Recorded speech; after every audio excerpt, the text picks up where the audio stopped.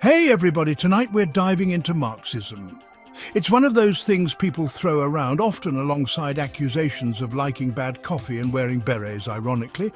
But what is it really? In a nutshell, Marxism is a way of looking at the world, particularly how money and power shape our lives.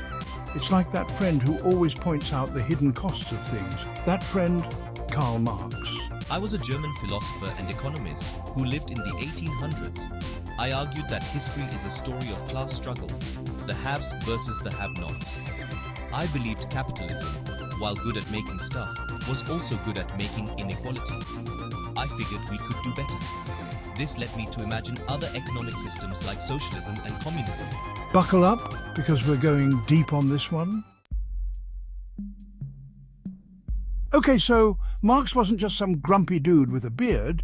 He had some seriously big ideas. Let's break them down, shall we? First up, historical materialism. It's a fancy way of saying that how we organize our economy determines everything else in society. Think of it like the foundation of a house. The economy is the foundation, and everything else, like our laws, art, and even religion, is built on top of it.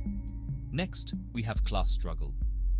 I believed that society is divided into classes based on their relationship to the means of production. In simpler terms, who owns the factories and who works in them. This creates tension because the owners, the bourgeoisie, want to make more money, while the workers, the proletariat, want better wages and working conditions. Finally, Marx argued that capitalism has some serious flaws. He believed it's inherently unstable and prone to crises. Think recessions, but on a much larger scale. He also thought it leads to alienation, where workers feel disconnected from their work and each other. Not exactly a recipe for a happy society. Now, to understand Marx, we got to understand capitalism. Imagine a giant game of Monopoly, but way less fun. The goal, make as much money as possible, even if it means bankrupting your friends and family. In capitalism, private individuals or corporations own the means of production.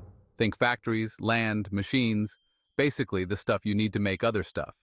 They hire workers to produce goods and services, which they then sell for a profit. So far, so good, right? Well, Marx saw a big problem. He argued that capitalists make their profits by exploiting workers. They pay them less than the value they create, pocketing the difference as surplus value. This creates a system where the rich get richer and the poor get, well, you get the idea. Marx argued that capitalism is inherently unstable and prone to crises. Think recessions, but on a much larger scale. He also thought it leads to alienation, where workers feel disconnected from their work and each other. Not exactly a recipe for a happy society. So, if capitalism is so bad, what's the alternative? Enter socialism, stage left. Think of socialism as a kind of in-between stage on the way to communism. In a socialist system, the means of production are owned collectively rather than by private individuals. This could mean state ownership, worker cooperatives, or some other form of shared ownership. The goal of socialism, according to Marx, is to create a more equitable society where everyone has access to basic necessities like healthcare, education, and housing. It's about sharing the wealth, not hoarding it like some kind of dragon obsessed with gold. Now, it's important to remember that there are many different flavors of socialism, from democratic socialism to market socialism. Marx didn't really provide a blueprint for how to get there, which has led to some, shall we say, creative interpretations of his ideas over the years. All right, now for the grand finale, communism. Imagine a world without money, without bosses, and without private property. Sounds pretty utopian, right? That was basically my vision. I believed that eventually the state would wither away, leaving a classless society where everyone contributes according to their ability and receives according to their needs. Think of it like a really, really successful potluck dinner, but with less potato salad. Now, it's important to distinguish between Marx's ideas of communism and the communist regimes that have existed in history. I never lived to see my ideas put into practice, and many argue that these regimes, like the Soviet Union, didn't actually achieve true communism. They were more like authoritarian states that claimed to be working towards communism, but ended up, not doing that so great. Remember that whole history as a story of class struggle thing? Yeah, that's kind of a big deal in Marxism. I argued that every major historical era has been marked by conflict between different classes. In ancient Rome, it was the patricians versus the plebeians. In feudal Europe, it was the lords versus the serfs. And in capitalism, it's the bourgeoisie versus the proletariat. According to Marx, this struggle is inevitable because each class has its own interests.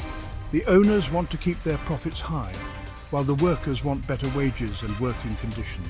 This tension, Marx believed, would eventually lead to a revolution where the working class overthrows the capitalist system and establishes a socialist society. Now, whether you agree with Marx's prediction or not, there's no denying that class is still a major factor in society today. We see it in income inequality, access to education, and even healthcare. So while the revolution might not be televised, the struggle continues. Historical materialism, how societies change over time. Remember that base and superstructure analogy we talked about earlier? That's basically what historical materialism is all about. Marx argued that the way we produce goods and services, the economic base, shapes everything else in society, from our politics to our culture, which is the superstructure. In other words, it's not our ideas that change the world, but rather our material conditions. To put it another way, imagine you're playing a video game. The game's engine and code are the economic base. They determine the rules of the game, the graphics, and how the characters interact. The superstructure is everything else: the story, the music, the characters' personalities. According to Marx, if you want to understand why a society looks and acts the way it does, you need to look at its economic system. It's the key to unlocking the mysteries of history. Or at least, that's what Marx thought. Marx in the real-world examples and applications. Okay, so we've covered a lot of theory. But how does Marxism actually play out in the real world? Well, for starters, Marx's ideas have had a profound impact on labor movements around the world. Unions, strikes, and collective bargaining. These are all tools that workers have used to fight for better conditions, inspired in part by Marx's analysis of capitalism. Marxism has also influenced countless thinkers, activists, and revolutionaries. From Rosa Luxemburg to Che Guevara to Angela Davis, many have drawn on Marx's ideas to challenge injustice and inequality. And even though we haven't seen a global communist revolution yet, Marx's critiques of capitalism continue to resonate today. The 2008 financial crisis, growing income inequality, and the rise of automation are just a few examples of how Marx's ideas are still relevant in the 21st century. Criticisms and debates, looking at both sides of Marxism. Now, it wouldn't be fair to talk about Marxism without acknowledging the criticisms. Some argue that Marx's theories are overly simplistic and fail to account for the complexity of human behavior. Others point to the failures of communist regimes as evidence that Marx's ideas are unworkable in practice. There are also debates within Marxism itself. Some Marxists are critical of the Soviet model of communism and advocate for more democratic forms of socialism.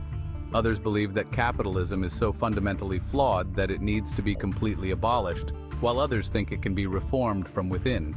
Like any good theory, Marxism is meant to be debated, challenged, and refined. It's not a dogma, but a set of tools for understanding the world around us.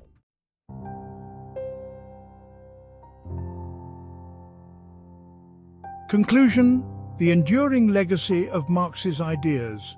So there you have it, Marxism in a nutshell, or as much of a nutshell as we can fit in a late-night comedy show segment. Love him or hate him, there's no denying that Karl Marx was one of the most influential thinkers of the past 200 years. His ideas have sparked revolutions, shaped governments, and continue to provoke debate and discussion today. Whether you agree with his analysis or not, understanding Marxism is essential for understanding the world we live in. It provides a framework for analyzing power, inequality, and the challenges facing our societies. As Marx himself once wrote, philosophers have hitherto only interpreted the world in various ways. The point is to change it. Whether or not you think that change is possible or even desirable is up to you.